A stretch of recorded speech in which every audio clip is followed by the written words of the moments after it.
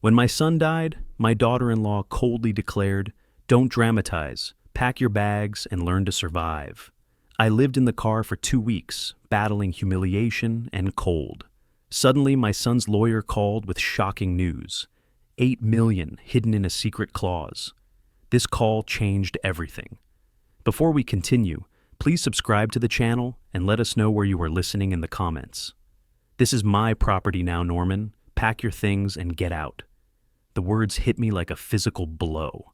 I stumbled backward, gripping the doorframe to steady myself. Lorraine stood in what had been my living room for 3 years, her arms crossed, new keys dangling from her manicured fingers. "Lorraine, what are you talking about? We just buried Kieran this afternoon." "Exactly." She stepped aside, revealing cardboard boxes stacked near the window. My belongings, already packed. Kieran's gone, which means his charity case is over. The boxes bore my father's handwriting from decades ago. Norman's tools, winter clothes. She'd gone through everything while I was at the funeral, planned this ambush while I grieved my son. "Let's talk like reasonable people," I managed. "I need time to figure things out." "Time ran out when Kieran died. Learn to survive on your own." The cruelty in her voice was surgical. 3 years I'd lived here, recovering from my stroke, believing this was home. The guest room where I'd slowly regained my strength. The kitchen where Kieran and I shared Sunday breakfasts. All of it suddenly foreign territory. A knock interrupted my shock. Lorraine's smile turned predatory as she opened the door. "Clement, perfect timing." The lawyer stepped inside, briefcase in hand, expensive coat dusted with February snow.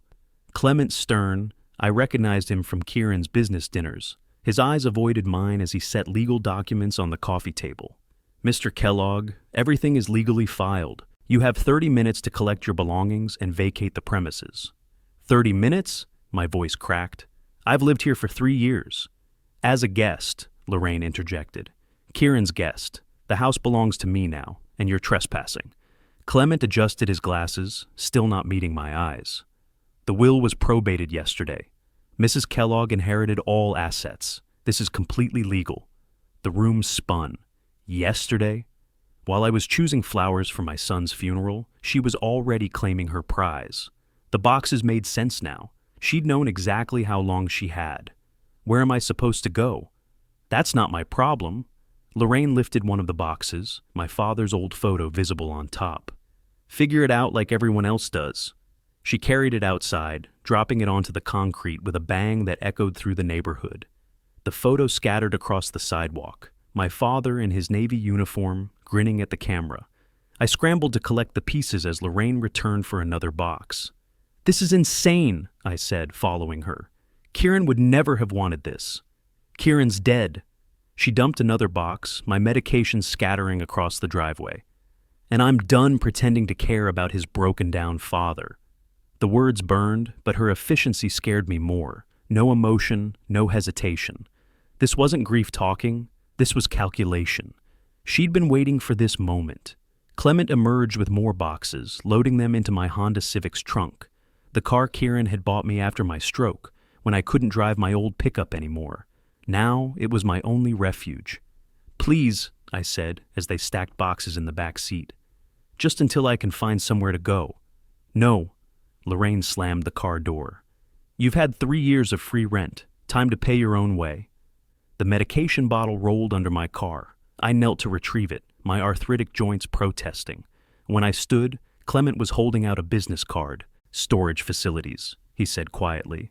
"If you need temporary solutions." Lorraine snatched the card away. "He doesn't need solutions. He needs to leave." The last box contained my stroke therapy equipment, resistance bands, grip strengtheners, the tools that had helped me relearn how to write. Lorraine dumped it carelessly, the contents spilling across the seat. "Keys," she demanded. I handed over the house key, my fingers numb. She immediately tested it in the lock, then dropped it in her purse. The finality of that small action hit harder than everything else. "If you're not gone in 5 minutes, I'm calling the police." I climbed into the Honda, my hands shaking as I started the engine. In the rearview mirror, I watched Lorraine close the door of what had been my home. New locks clicked into place. The car pulled away from the curb, carrying me into the February darkness with nowhere to go. The Honda's engine hummed through empty Denver streets as shock gave way to crushing reality. 9 p.m. and I had nowhere to sleep. The heater barely worked, and I'd already spent an hour driving aimlessly, burning gas I couldn't afford to waste. Walmart on East Evans seemed like salvation. Bright lights, security cameras, other cars scattered across the lot. I parked near the back, away from the store entrance, but close enough to feel safe. The car seat reclined maybe 30 degrees. My spine ached already. February 15th became the longest night of my life. I dozed fitfully, waking every hour to restart the engine for heat. Around 3 a.m., a security guard tapped my window. Young kid, probably worked here through college. "You okay, sir?" "Car trouble," I lied, waiting for a tow. He nodded and moved on, but I knew I couldn't stay much longer. By dawn, my neck felt locked in position, and my left leg had gone completely numb. The stroke's aftermath always hit hardest when I couldn't move freely. McDonald's on Colfax opened at 6. I ordered coffee and used their bathroom to wash my face, brush my teeth in the tiny sink. The mirror showed a stranger, stubbled, hollow-eyed, wearing yesterday's funeral clothes. The woman cleaning tables kept glancing at me with pity. The social services office downtown didn't open until 9.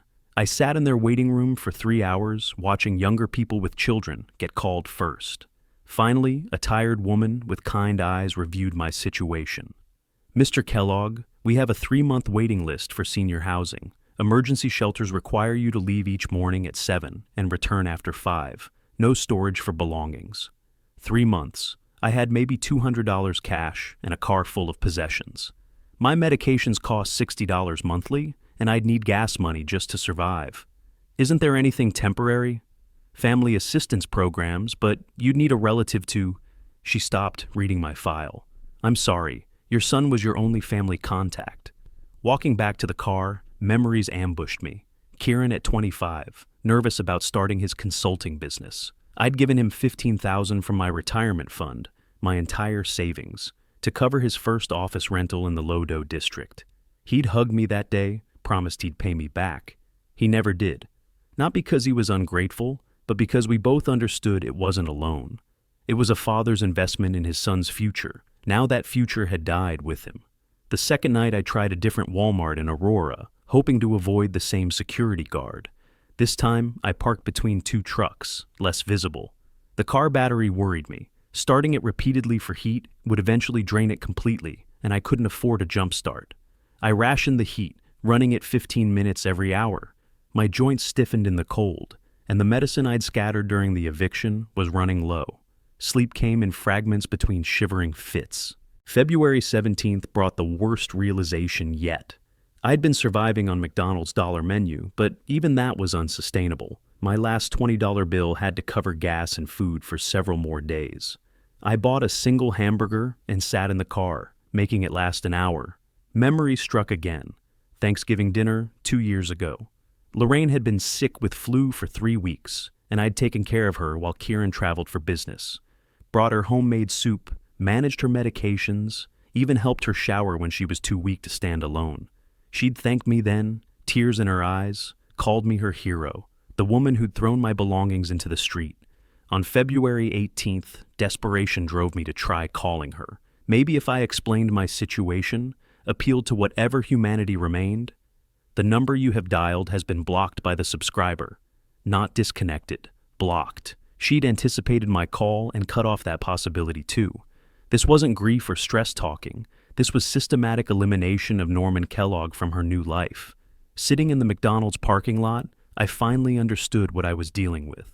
Lorraine hadn't acted impulsively. She'd planned this eviction while my son's body was still warm. Every detail calculated, every escape route sealed. The realization brought something unexpected. Not despair, but clarity. For the first time since Kieran's death, my mind felt sharp instead of foggy. The shock was wearing off, and underneath it, something harder was emerging. I started the Honda and drove toward the Denver Public Library.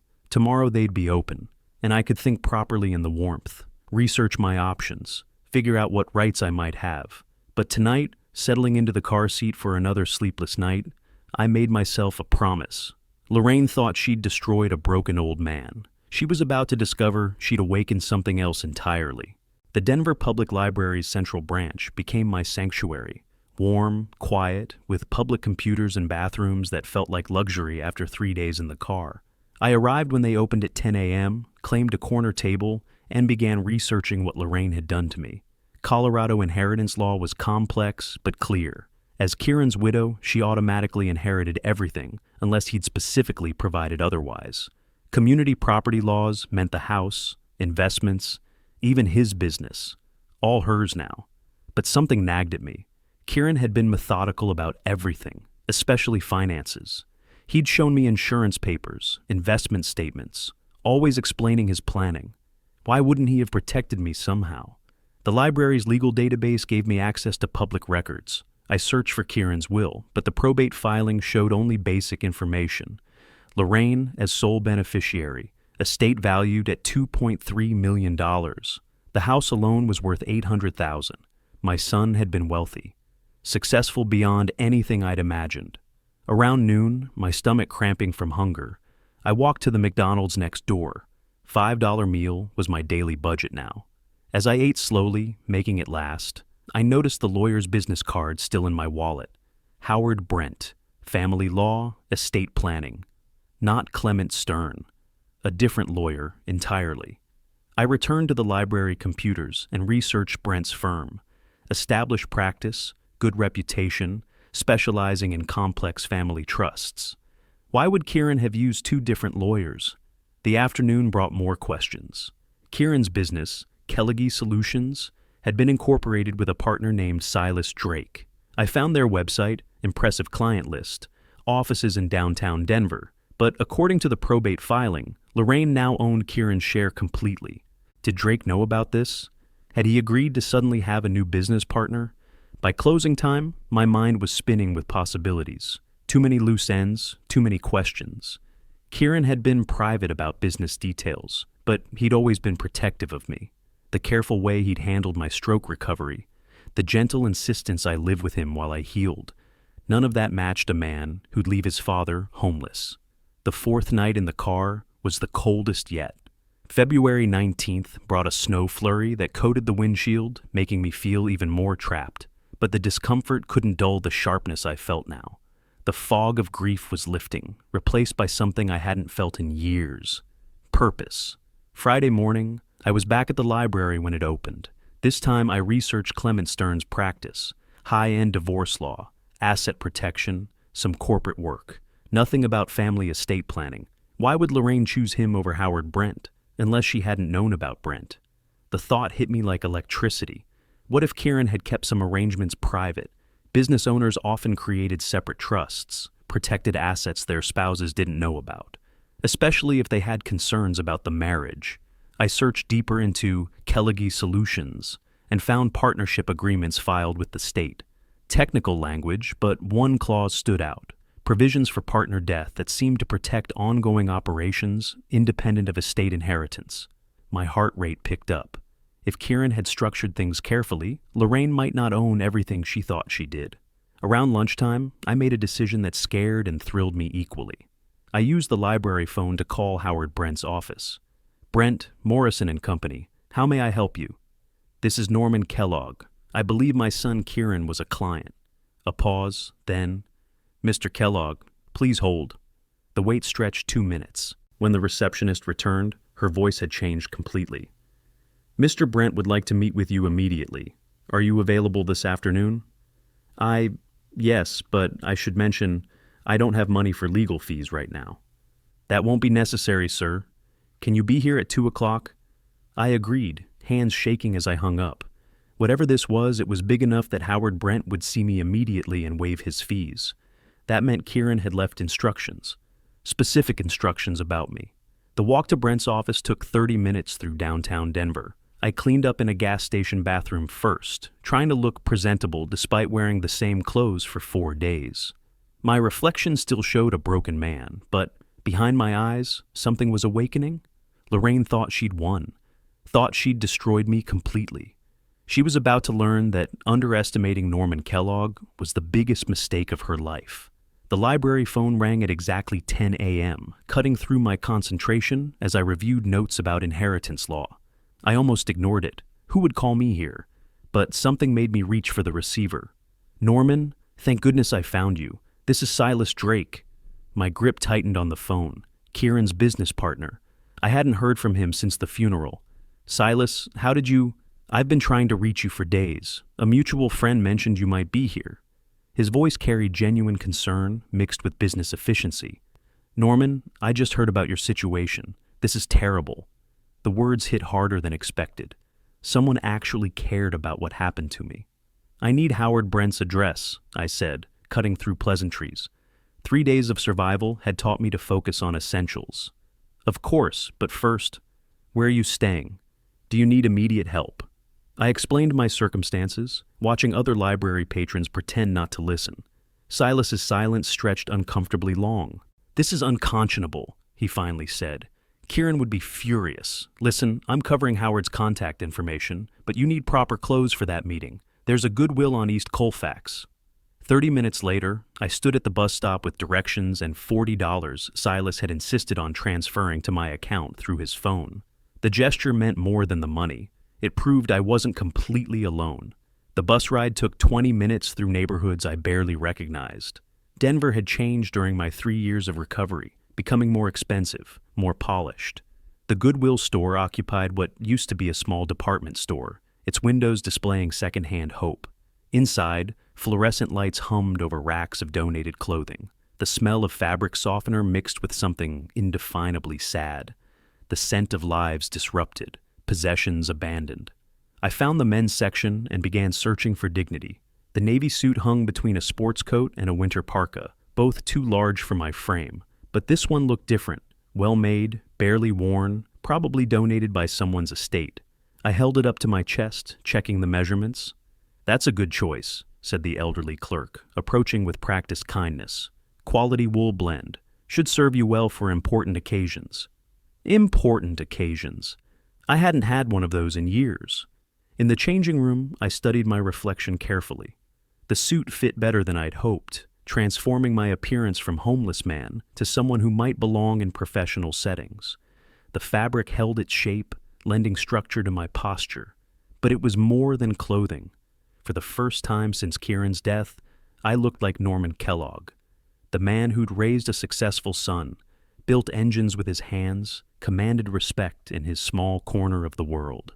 I paid $14 for the suit, leaving me with enough for bus fare back to the library. The transaction felt like an investment rather than an expense. That evening, I found a quiet corner of McDonald's and practiced conversation topics, writing key points on napkins. What to tell Howard about Lorraine's actions. How to present my situation without sounding desperate. Questions about Kieran's business arrangements. The bathroom mirror became my rehearsal space. I practiced introducing myself, explaining my circumstances, asking for guidance. Each repetition felt stronger than the last. February 23rd passed in preparation. I researched Howard's law firm online, memorized the address, planned my route. The Denver Public Library became my headquarters, its computers and quiet spaces allowing me to think strategically for the first time in weeks. By February 24th, I felt ready. The Goodwill suit hung in my car, pressed and prepared. My questions were organized, my presentation rehearsed. The homeless desperation was fading, replaced by something I'd almost forgotten: purpose. Standing in the library parking lot that evening, I called Howard's office and scheduled an appointment for the next afternoon. The receptionist's professional courtesy reminded me that I was no longer invisible. Tomorrow would bring answers. Tonight, I allowed myself to hope. Howard Brent's office occupied the 3rd floor of a converted brick building in Lodo, its tall windows overlooking the historic district where Kieran had started his business years ago. I arrived 15 minutes early, wearing the Goodwill suit and carrying myself like a man with legitimate business to conduct. The receptionist, a woman about my daughter-in-law's age, greeted me with genuine warmth. "Mr. Kellogg, Mr. Brent is expecting you. Would you like coffee while you wait?" Coffee, real coffee, served in actual ceramic mugs. I accepted gratefully, settling into a leather chair that reminded me of better times. Howard emerged exactly at 2 o'clock. A distinguished man in his late 50s with silver hair and kind eyes behind wire-rimmed glasses. But his expression shifted the moment he saw me. "Norman," He stepped forward, studying my face with obvious concern. "Your condition shocks me. Please come into my office immediately." His office reflected decades of successful practice: rich wood furnishings, legal volumes lining the walls, personal photographs suggesting family and community involvement.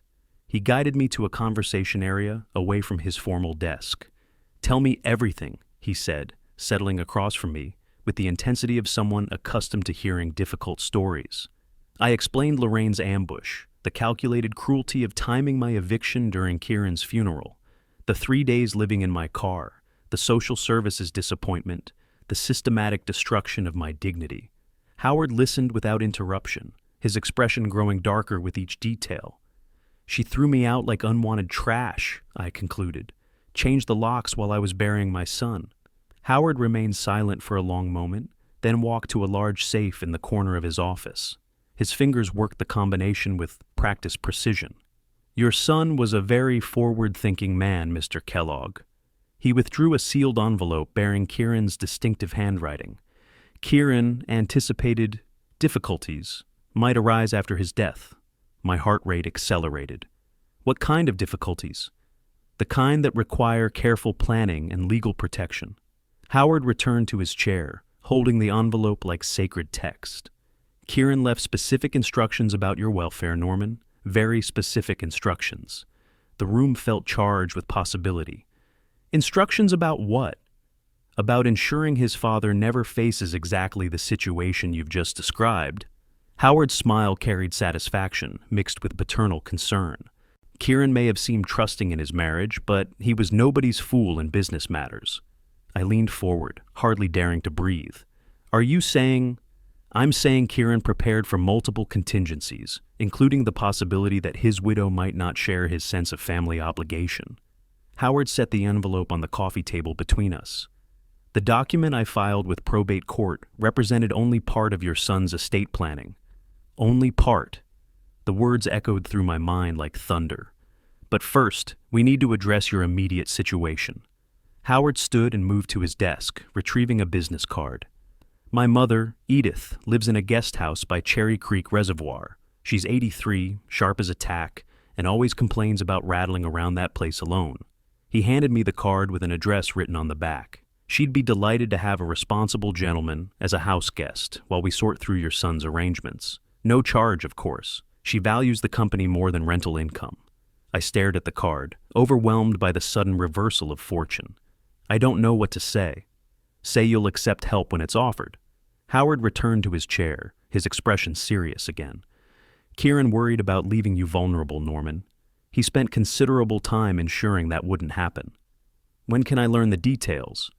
"Soon, but certain legal procedures must be followed, and I suspect Lorraine will not accept revelations gracefully." Howard's smile held anticipation. "We'll arrange a formal reading once all parties are properly notified." I left Howard's office with directions to the guest house and something I hadn't felt in weeks: genuine hope. Not the desperate optimism of a drowning man, but the steady confidence of someone who might have allies after all. The drive to Cherry Creek took 30 minutes through winding roads that climbed into foothills overlooking the reservoir. Edith Brent's property sat on a private lane lined with cottonwoods, the main house elegant but welcoming, the guest cottage perfect for someone who needed sanctuary. When I knocked on the cottage door, it opened to reveal a tiny woman with white hair and eyes that missed nothing. "You must be Norman," she said, stepping aside to welcome me in. Howard called ahead. "I've got fresh coffee brewing and dinner in an hour. We'll get you settled properly." For the first time since Kieran's death, I felt like I was home. 3 days at Edith's guest house had restored more than my dignity. It had awakened something I'd thought Lorraine had destroyed forever: purpose.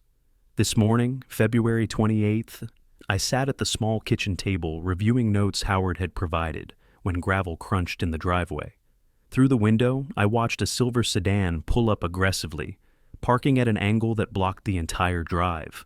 Lorraine emerged like a storm system, her designer coat whipping in the wind as she stalked toward the cottage. "Norman!" Her voice carried across the yard with practiced authority. "Get out here! We need to talk!" Edith appeared in the main house doorway, her 83-year-old frame radiating protective indignation.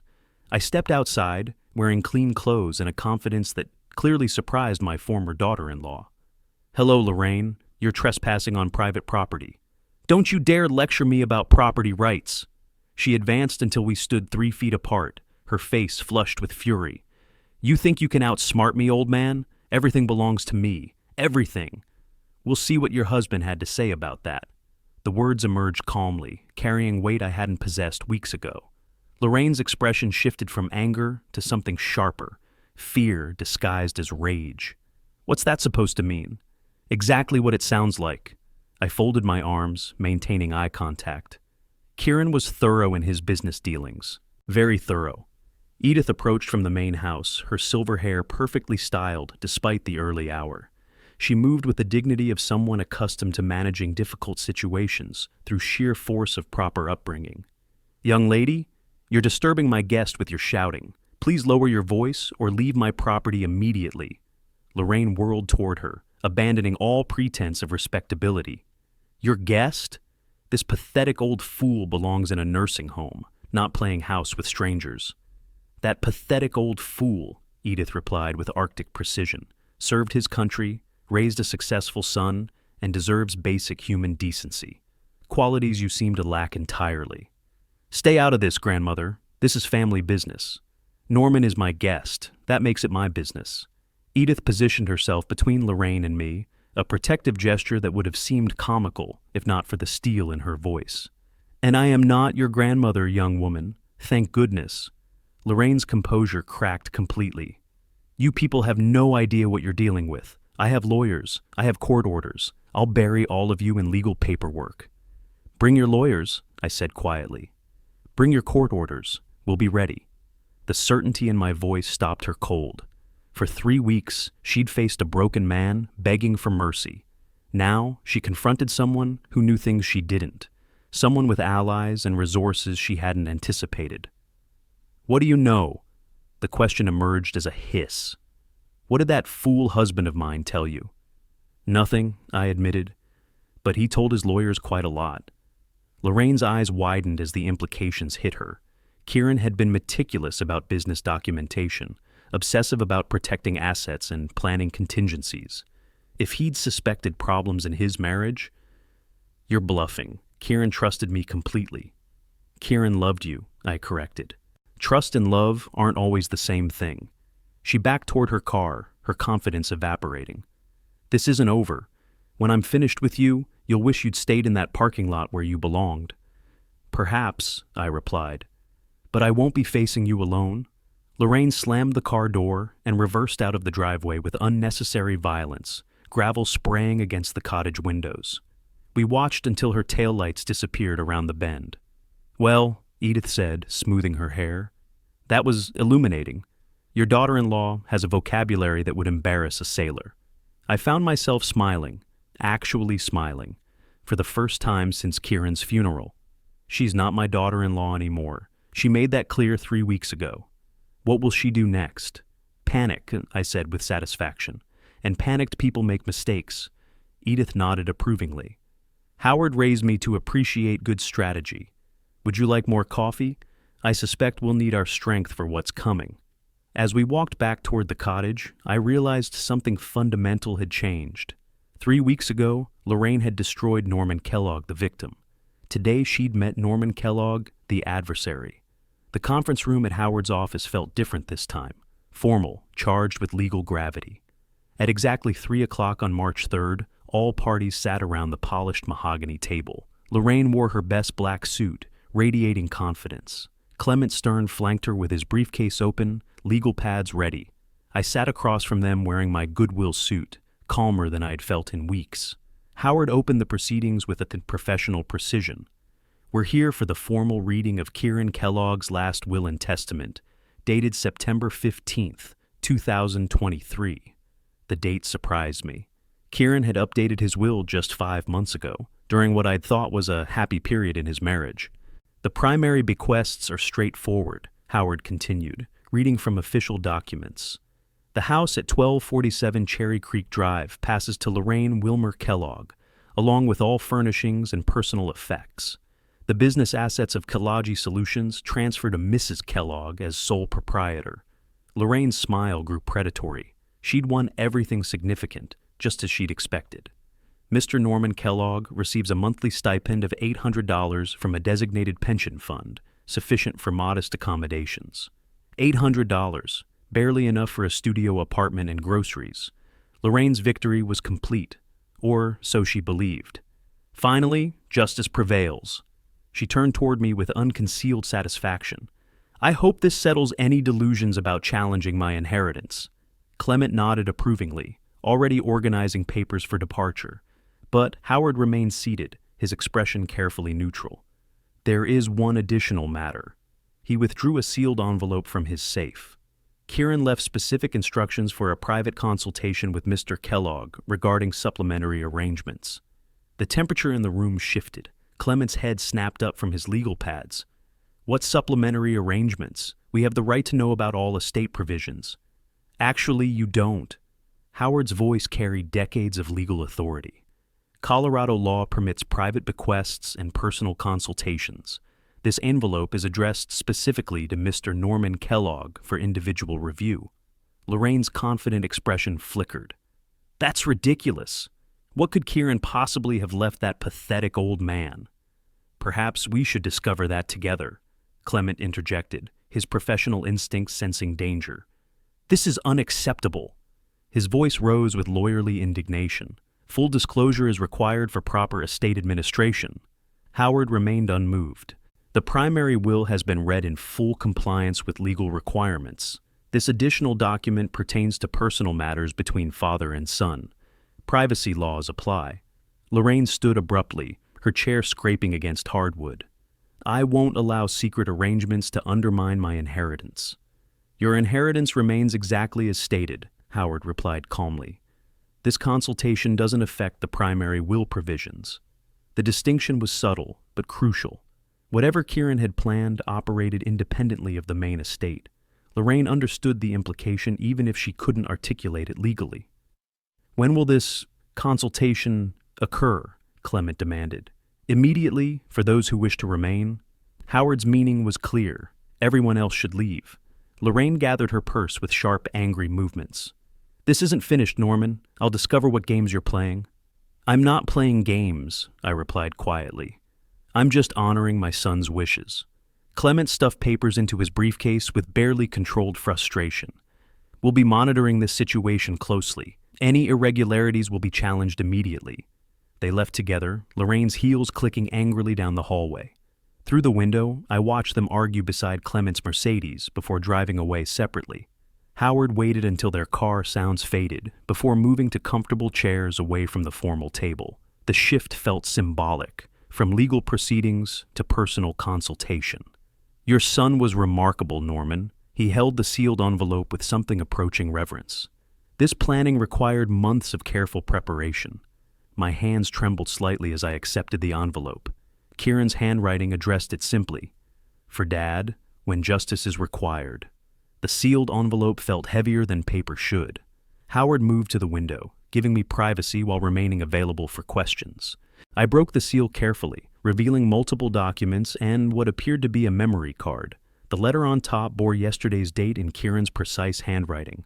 Dad, if you're reading this, my suspicions about Lorraine proved correct. I'm sorry I couldn't confront her directly. She's more dangerous than you realize. Instead, I created a financial scheme to protect you from her final blow. My breath caught. Final blow. He'd known something terrible was coming. 2 years ago, I began noticing changes in Lorraine's behavior. Small things, questions about my business, sudden interest in estate planning, conversations with divorce lawyers she thought I didn't know about. I hired a private investigator and discovered she'd been planning to take everything and abandon you the moment I died. The words hit like physical blows. 2 years. He'd known for 2 years and said nothing. I couldn't prove her intentions legally, but I could prepare for them. The main will gives her everything she expects. The house, the business, enough to satisfy her greed. But I moved the real assets offshore through a series of complex financial instruments. $8 million, Dad. Accessible only through biometric identification that only you possess. $8 million. The number wouldn't process properly in my mind. Howard approached quietly. Would you like me to explain the technical arrangements? I nodded, still reeling from the revelation. My son had been protecting me from devastation I never saw coming. Kieran spent 18 months creating an unbreakable financial structure, Howard explained, settling into the chair beside me. Swiss banks, Cayman accounts, legal trusts spanning multiple jurisdictions. The beauty is its simplicity. Everything requires your fingerprint and retinal scan for access. She can't touch it? She doesn't even know it exists. The main estate she inherited contains roughly 10% of Kieran's actual wealth. The rest belongs to you now. I returned to the letter, my vision blurring with tears. Forgive me for not telling you sooner. I hoped my suspicions were wrong, that Lorraine might prove worthy of the love I offered her. But I couldn't risk your security on hope. You sacrificed everything for my success. Your retirement fund, your dreams, your independence. This is my way of ensuring you never depend on anyone else's kindness again. The memory of giving Kieran $15,000 flooded back. My entire life savings handed over without hesitation. He'd never forgotten that sacrifice. There's more, Howard said softly, producing a small device. He recorded a video message for this moment.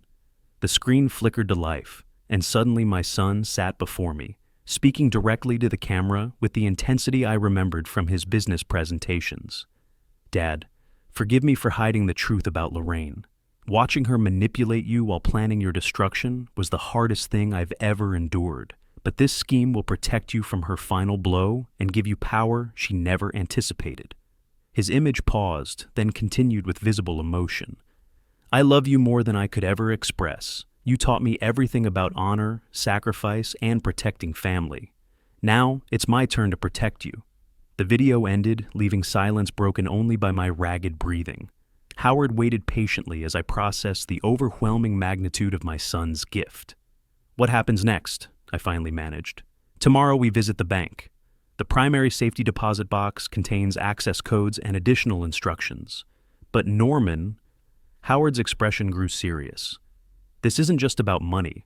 Kieran left you tools for psychological warfare. He wanted you to have every advantage when facing her. I folded the letter carefully, understanding for the first time that my son's love had reached beyond death to transform me from victim to victor. Then let's give Lorraine exactly what she deserves. Howard drove me to the First National Bank downtown the next morning, his luxury sedan a stark contrast to my usual Honda Civic. The marble lobby spoke of old money and established power, the kind of institution that would honor complex international arrangements without asking uncomfortable questions. The banker who met us, a distinguished woman named Patricia Wells, treated our visit with professional discretion that suggested this wasn't her first encounter with Kieran's planning. Mr. Kellogg, your son prepared thoroughly for this moment. She guided us to a private elevator leading to the safety deposit box vault. The biometric scanners are calibrated specifically for your identification. The vault felt like a fortress. Steel walls, multiple security systems, absolute privacy. When Patricia opened box 1247, I understood why Kieran had chosen that number, the same as his house address, where Lorraine now lived in ignorant triumph. Inside lay documents that would change everything. Bank routing numbers for accounts in Switzerland and the Cayman Islands. Legal papers establishing my sole ownership of assets Lorraine couldn't imagine. And another video device labeled Final Instructions. I'll give you privacy, Patricia said, withdrawing to the vault entrance. Howard remained beside me as I activated the device. Kieran's face appeared again, but this recording felt different, more strategic, less emotional. Dad, if you're watching this, you've accessed the financial protection I created, but money alone won't give you justice. Lorraine destroyed your dignity because she thought you were powerless. Time to prove her wrong. The screen shifted to display photographs and documents I'd never seen. Lorraine meeting with divorce lawyers 6 months before Kieran's death. Financial records showing her attempts to transfer assets secretly. Email communications revealing her true feelings about me. Words so cruel I flinched reading them. She called you the worthless old burden in correspondence with her lawyer, Kieran's voice continued. Said disposing of you would be cleaning house after the funeral. I documented everything, Dad. Every insult, every plan, every moment of calculated cruelty. The evidence was devastating. Legal proof of premeditation, psychological manipulation, financial scheming, more than enough to destroy her reputation and credibility. Use this information wisely. Lorraine respects only power and fears only exposure. When you're ready to reclaim your dignity, these tools will help you do it properly. The video ended with a final message. You raised me to fight honorably, Dad. Now fight for yourself. We returned to the guest house by noon, my mind spinning with possibilities.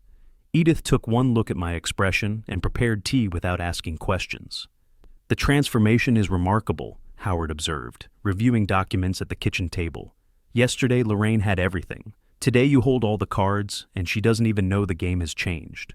That afternoon, I studied every piece of evidence Kieran had compiled. The pattern was clear. Lorraine had spent 2 years preparing to destroy me the moment Kieran died. She'd researched nursing homes, investigated ways to declare me incompetent, even consulted with lawyers about forcing a guardianship. But she'd made one crucial error. She'd underestimated the depth of a father's love and a son's protective instinct. March 5th passed in strategic preparation. I memorized key financial figures, practiced presenting evidence calmly, prepared for psychological warfare. Edith helped me rehearse conversations, playing devil's advocate with the sharp intelligence that had clearly influenced her son's legal career. Confidence, Norman, she advised over dinner. Lorraine's weapon was your desperation. Remove that, and she becomes the desperate one. By March 6th, I felt ready. The scared, broken man Lorraine had thrown into the street no longer existed. In his place stood someone with resources, allies, and a plan that would give Lorraine exactly what she'd tried to give me: complete powerlessness. Howard called that evening with final arrangements. I've scheduled a meeting for tomorrow afternoon. Told Clement we discovered irregularities requiring immediate discussion. They'll come expecting to challenge your consultation. And instead, they'll discover that Norman Kellogg has become someone they never anticipated facing. I spent the evening at the guest house writing notes, organizing evidence, preparing for psychological warfare. Tomorrow would determine whether justice meant anything in a world where cruelty often triumphed over kindness. But tonight, for the first time since Kieran's death, I felt something stronger than hope. I felt power. The legal papers arrived at the guest house on March 7th, delivered by a process server who apologized for the intrusion. Clement Stern had filed an incompetency lawsuit claiming I was mentally unfit to manage financial affairs and needed court-appointed guardianship. They're desperate, Howard observed, reviewing the documents at Edith's kitchen table. This kind of legal fishing expedition usually backfires spectacularly. The court-ordered psychological evaluation took place 2 days later at Denver General Hospital. Dr. Patricia Martinez, a clinical psychologist with 30 years' experience, conducted comprehensive cognitive testing that lasted 3 hours. Mr. Kellogg demonstrates complete mental competency, she told Howard afterward. Above average cognitive function for his age group, excellent memory retention, superior problem-solving abilities. Whoever suggested incompetency clearly doesn't know this man. While I passed psychological evaluation with flying colors, Clement was scouring Denver for witnesses willing to testify against my character. He contacted my former neighbors, Kieran's business associates, even staff at the McDonald's, where I'd bought cheap meals during my homeless period. Every attempt backfired. Neighbors remembered me as helpful and reliable. Business associates spoke of my pride in Kieran's success and my support during startup years. Even the McDonald's manager, when approached, defended my dignity during difficult circumstances. Nobody will speak against you, Howard reported with satisfaction. Clement's fishing expedition caught nothing but community respect. By March 11th, Lorraine's desperation reached critical mass. She called requesting a private meeting at a coffee shop downtown, claiming she wanted to discuss family matters reasonably. I arrived to find her hunched over an untouched latte, her usual confidence replaced by something approaching panic. She'd lost weight since our confrontation at the guest house, and her designer clothes hung awkwardly on her diminished frame. "Norman, we need to talk." Her voice carried none of its earlier authority. "I'm listening. This lawsuit, it's getting expensive. Legal fees are mounting." She leaned forward, desperation poorly disguised as negotiation. "How much do you want? 50,000? 100? Just drop whatever legal challenge you're planning." The offer revealed everything. She suspected I had resources, but couldn't imagine their scope. More importantly, she was offering me money, money that had been mine anyway, filtered through Kieran's earnings, built on my initial investment. You think this is about money, Lorraine? Everything's about money. She pulled out her checkbook with shaking hands. Name your price. 200,000? I can liquidate some investments. Keep your money. I stood to leave, enjoying the reversal of our power dynamic. You'll need every penny for what's coming. Her face went pale. What do you mean? What's coming? Justice. I walked toward the door, then turned back. Soon you'll be the one begging, Lorraine, just like you wanted me to do. That afternoon, I visited the bank with Howard and accessed my offshore accounts for the first time. The process was surprisingly simple: fingerprint scan, retinal identification, signature verification. Within minutes, I had transferred $200,000 to my local checking account. The bank manager, Patricia Wells, handled the transaction with professional discretion. Will you be making additional transfers, Mr. Kellogg? Eventually, but this amount should handle immediate needs. Driving back to the guest house, Howard couldn't contain his satisfaction. She offered you money that was already yours, demanded you drop challenges you haven't even filed, and begged for mercy from someone she threw into the street. The irony is perfect. Kieran would appreciate the justice, I replied. His plan is working exactly as intended. That evening, Edith served dinner with particular care, celebrating what she recognized as a turning point. Your son would be proud, she said simply. You've reclaimed everything she tried to steal. Not everything, I corrected. Not yet. Howard's office felt like a courtroom on March 15th. All parties had been summoned for what he termed an urgent legal matter requiring immediate resolution. Lorraine arrived with Clement, both carrying themselves with forced confidence that fooled no one. I sat across from them wearing a new suit, not from Goodwill this time, but from Brooks Brothers, purchased with funds that represented just a fraction of my newfound resources. The contrast was deliberate and effective. We're here to address irregularities in the Kellogg estate, Howard began formally. Mr. Norman Kellogg has information that requires disclosure under Colorado law.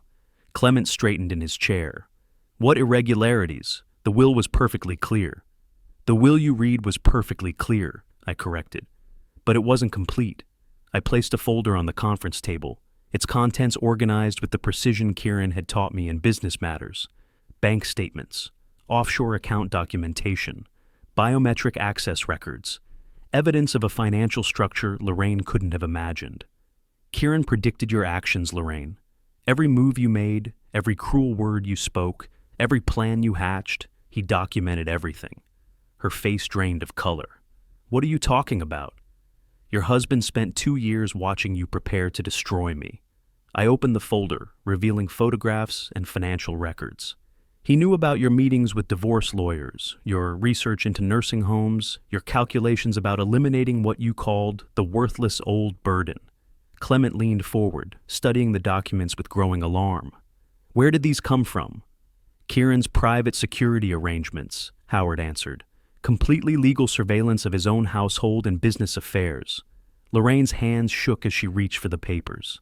This is impossible. Kieran trusted me completely. Kieran loved you, I corrected.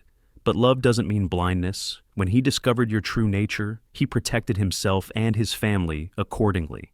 I produced the bank statements, watching her expression shift from confusion to horror as the numbers registered. $8 million in accounts bearing my name and biometric signatures. Where's the rest of the money? She whispered. What rest? Howard asked innocently. The estate was worth $16 million. Where's the other $8 million? The admission hung in the air like a confession. She'd known the true value all along, had researched Kieran's worth down to the last dollar in preparation for her calculated strike. Kieran's true estate totaled exactly $16 million, Howard confirmed.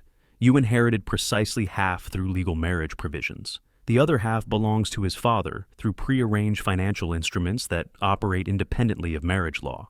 Clement's face went ashen as he understood the implications. Offshore trusts, international banking arrangements, Swiss accounts, Cayman investments, multiple jurisdiction protections, I explained calmly. All established legally, all accessible only through biometric identification that only I possess. This is fraud, Lorraine screamed. Those assets belong to me. Actually, they never did. Howard produced additional documentation. Kieran established these arrangements using personal funds that predated your marriage. The $8 million represents return on investment from his father's original contribution to business startup, plus accumulated interest and strategic growth. I remembered that $15,000 sacrifice that had launched Kieran's career. My retirement fund, given without hesitation to support my son's dreams. Now it had grown into millions, protected by financial planning I couldn't have imagined. You threw me out believing you'd taken everything, I said quietly. But greed made you reveal your true nature to a son who loved his father enough to protect him beyond the grave. Lorraine collapsed into her chair, the magnitude of her losses finally comprehending. She'd gained $8 million through marriage, but lost another $8 million through cruelty. Simple human decency would have given her access to everything. Now you understand, I concluded. Every dollar you thought you'd stolen through manipulation represents exactly half of what you could have received through simple kindness. Clement gathered his papers with shaking hands, his professional reputation in ruins. Howard's superior legal strategy had made him look like an amateur, his aggressive tactics exposed as ignorance masquerading as expertise. Justice sometimes comes late, Howard observed with satisfaction, but it comes. April brought Denver's transformation from winter bleakness to spring possibility, mirroring my own rebirth. I spent the first week house hunting in Washington Park, one of the city's most prestigious neighborhoods, guided by a realtor who treated my financial credentials with respectful professionalism. The Victorian mansion I chose sat on a corner lot lined with century-old elm trees, its wraparound porch and bay windows speaking of established dignity. At $800,000, it cost exactly what Kieran's house had been worth, the house where Lorraine now struggled with mounting mortgage payments and declining property values. "Congratulations, Mr. Kellogg," the realtor said as we finalized the purchase. "You'll be very happy here." Moving day required professional services to transport belongings I'd accumulated during weeks of careful shopping, furniture that reflected taste rather than necessity, artwork that brought joy rather than filling space, a home office equipped for managing investments rather than searching for survival. Edith visited during the settling process, her delight evident as she toured rooms that showcased financial security and personal dignity. "Kieran would be so proud," she said, admiring the library where his business books now shared shelves with volumes I'd always wanted to read. "He made this possible," I replied. "Every comfort, every security, every moment of peace, it's his gift to me." Meanwhile, Lorraine's world collapsed with systematic precision. The house in Cherry Creek went on the market at reduced price, financial pressures forcing a quick sale that would barely cover mounting debts. Clement Stern's aggressive legal tactics had backfired so spectacularly that his reputation suffered permanent damage, other clients questioning his competence. Howard visited my new home regularly, ostensibly for legal consultations, but actually for friendship that had grown from professional obligation. "Justice has a beautiful symmetry," he observed one afternoon as we shared coffee in my sunroom. "She gets exactly what she tried to give you: homelessness, financial insecurity, social isolation." "Natural consequences," I corrected. "I didn't cause her downfall. Her own choices did." The final encounter came in late April, a chance meeting outside the courthouse where Lorraine was filing bankruptcy papers. She looked haggard, her designer clothes replaced by discount store alternatives, her confidence destroyed by circumstances she'd created through her own cruelty. "Norman, please." She approached hesitantly, desperation replacing the arrogance I remembered. "I know I made mistakes, but I need help. Just temporary assistance until I get back on my feet." The role reversal was complete. 3 months ago, I'd been the one begging for mercy, pleading for basic human compassion from someone who'd responded with calculated cruelty. Now she stood in that position, asking for the kindness she'd refused to show. "Learn to survive on your own, Lorraine."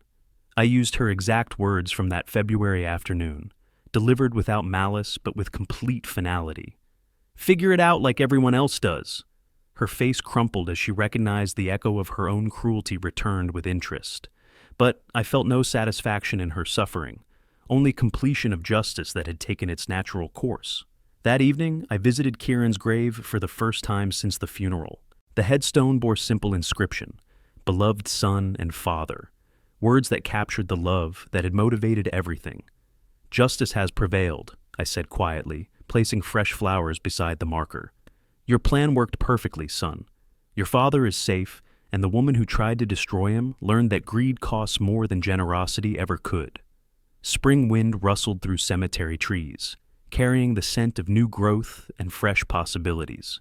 Standing in my expensive coat beside my luxury car, financially secure for the rest of my life, I understood that the greatest victory wasn't wealth accumulated, but dignity restored. Kieran's love had reached beyond death to transform me from victim to victor, proving that family loyalty transcends even the grave when expressed through sophisticated planning and unwavering protection. If you like this story, please like this video, subscribe to the channel, and share your impressions of this story in the comments. To listen to the next story, click on the box on the left. Thank you for watching.